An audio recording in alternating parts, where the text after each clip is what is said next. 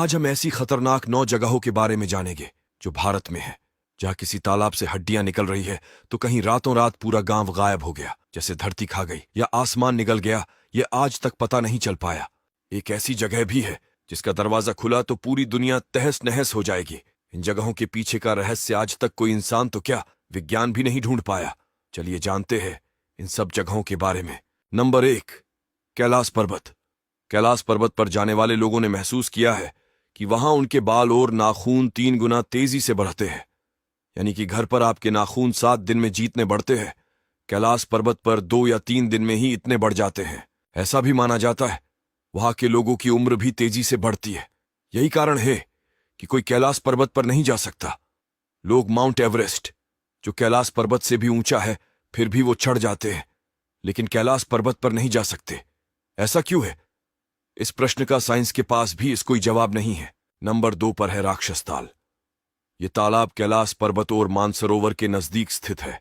इस तालाब का पानी खारा है, जिसे कोई नहीं पी सकता, और इसमें तैर भी नहीं सकता। इस तालाब के नजदीक कोई वनस्पति भी नहीं उगती। एक तरफ लोग मानसरोवर के पानी में मजे करते हैं, तो दूसरी ओर इस तालाब के पास कोई छोटा पंछी भी नहीं दिखेगा। लोग वहां जाने से डरते हैं।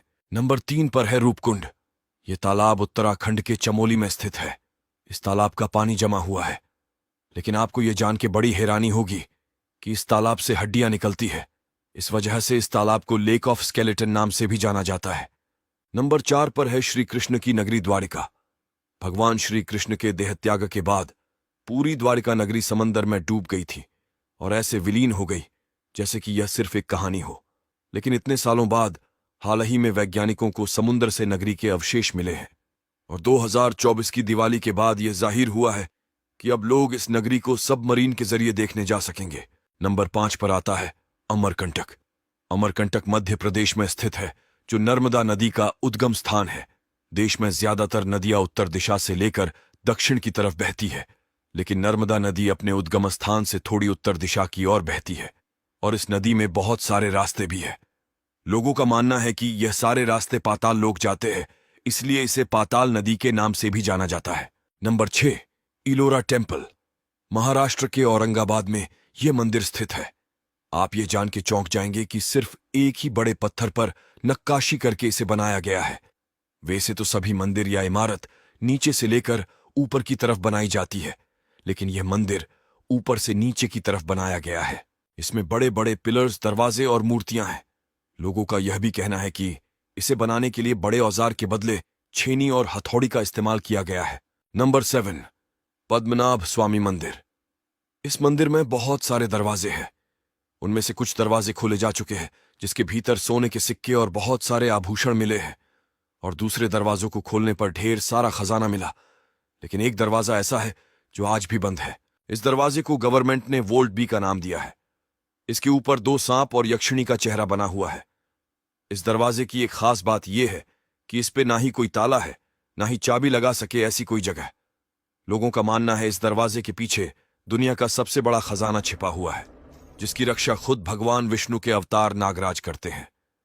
लोगों का यह भी मानना है कि अगर यह दरवाजा खुला तो बहुत बड़ा विनाश भी हो सकता है, क्योंकि जब जब इसे खोलने का प्रयास किया गया तब तब कोई ना कोई दुर्घटना घटी है।